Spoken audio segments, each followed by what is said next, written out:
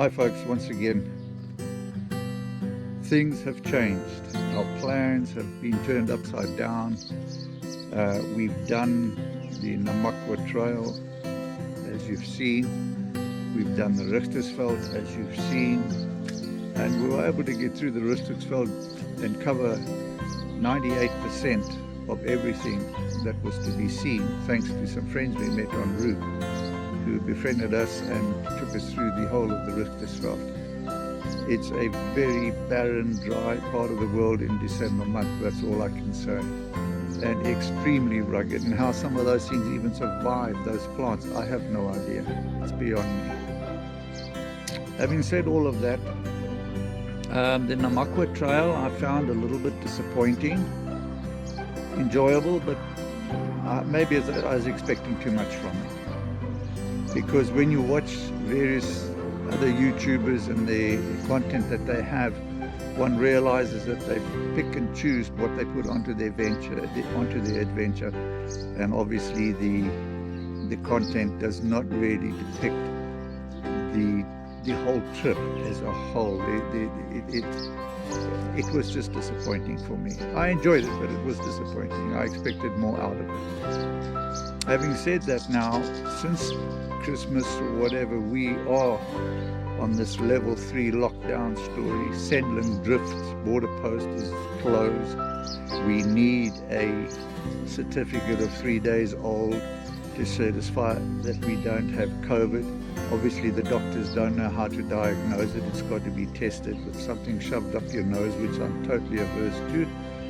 So that is going to go by the board, and we will continue traveling up and down this border until such time as we are certain that we can go out and come back in without having anything stuck up our noses or various inoculations or vaccines pumped into us. That's a very sore point with me at this time. However, having said all of that, we are now back at Oranjeris, a fantastic little resort and campsite here, very, very nice. We are going to be on our way tomorrow in what would have been the third episode, or the second episode, I stand corrected, of our journey, which should have been into Namibia at this time. This is not going to happen right now, and quite honestly, for the foreseeable future, I doubt that it's going to happen at all, especially if a mandatory inoculation story comes in. I will be counted amongst the enemy, so to speak. We are going to proceed from here tomorrow. We're going to go up to Vanzylsrus. You can probably see these flies all over me at the moment, where there is an extensive amount, or an extensive program, I understand, for the surrogates, for the meerkatte, which took place some years ago. Apparently they were fostered from homes where people had them. It was not legal to have these things as pets, and they were brought into a colony and reconstituted into a family or a colony in the Vanzylsrus area. Now, a lot of research was done on this by a certain lady, I forget her name. Now we want to go and see the results of this. They're adorable little creatures. They're really quite sweet, and apparently they are very accustomed to having photographers and visitors come there. So we are going to go up that way. It is today promising rain here in Uppington, but we're hoping that on the way up to Vanzylsrus, which is very close to the Botswana border, that they too in fact have had this rain. So stick with us. Tomorrow we will be packing up and moving from here, and we'll get you en route as we travel. Thanks so much.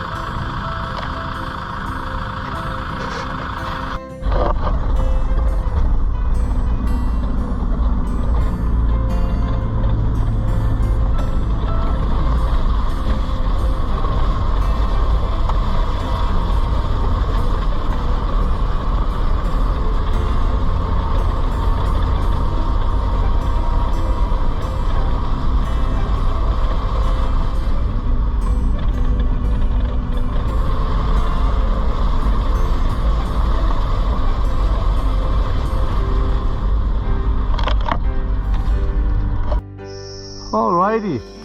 So this is our campsite in Vanzylsrus.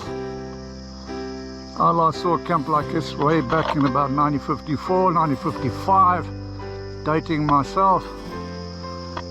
And all the surround bush was 9 times out of 10 made with acacia. And the entrance always overlapped one with the other to keep the hyenas and the lions and all that rubbish out. And this being our shower and a blute area, magic, man, absolutely magic. This is what it's all about. There's the old throne and the shower. Nothing wrong with that.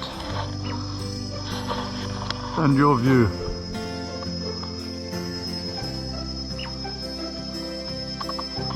This is camping. Lekker. You know, we found this bush camp, Leeuwpan Guest Farm Bush Camp. You can probably see behind me just how beautiful the, what we call duiveltjie dorings, with the yellow blossoms coming out. It is really a super place. However, albeit, it seems like there are new owners here and the camp itself a little bit run down. But it has so much potential if one looks at it and sees what the surrounds are like, basically. It's a lovely place to be in. But like I said again, if there's nothing that they have to offer people, why would you want to stop here? Other than probably the solitude of the place. We looked around and it has so much potential. It really does have so much potential, especially if one looks about and has a look. The signage, for example, and the facilities, to do with a lot of TLC. But we believe, we haven't asked, but we believe the owners are actually new here, because we see all their vehicles are GP. And I would assume that they are relatively new owners of the farm. So, yeah, possibly they in the first stages of development or redoing the camp as they would like it. You can see all around you how beautiful the surroundings are. You can also see, by way of these signposts, how can we say unkept it is. One is looking up there, this sign is saying parking, this one is saying chapel, I believe it is, and that one is indicating reception, which is where we are actually. We are staying at what we believe is the original reception. It is absolutely beautiful here. It is really nice. But yeah, a little bit run down, unkept, uncared for, and that is probably because the owners themselves, the new owners, are, I suppose, busy sorting out, do they or don't they want to develop it further, because if they do, they've got to have some other interest that will attract the people here, so that you get more people than just an overnighter or 2 nights max, which is what we were going to do. But because of this fantastic rain that's fallen here, we are going to stay another night, maybe another 2, to let things dry out before packing. But it really is beautiful here. There's game here, not an abundance of game, but yeah, the spoor in the morning would indicate there's some kudu around, smaller game, but there is a lot of potential here, absolutely, so much potential.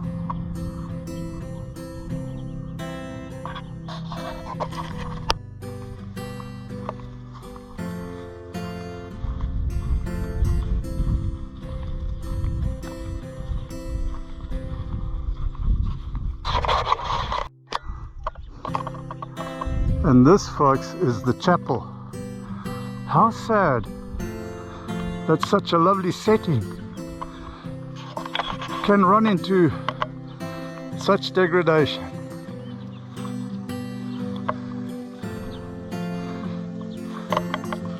These are the pews, as you can see, around this beautiful acacia tree. And obviously the pulpit there, and more pew, all set around the tree. And here is the perimeter fence, like around our camp, which has fallen into ruin. This is very sad. It has so much potential, and yet, Lord, goodness knows what happened here.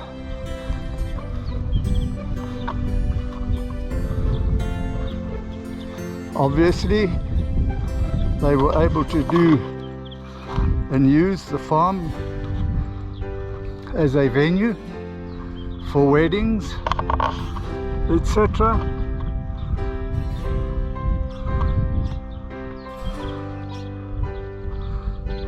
Absolutely beautiful setting. Beautiful. One can see the perimeter fence made of bush in a genuine Lapa fashion, and that there would be the aisle to the church. And taken from the bride's perspective, this is what she would be walking up to give her nuptials on her wedding day. You can see where her guests would be and friends to celebrate the occasion with her, and seated all around would be other guests. Wow, I'd have liked to have seen this in its prime.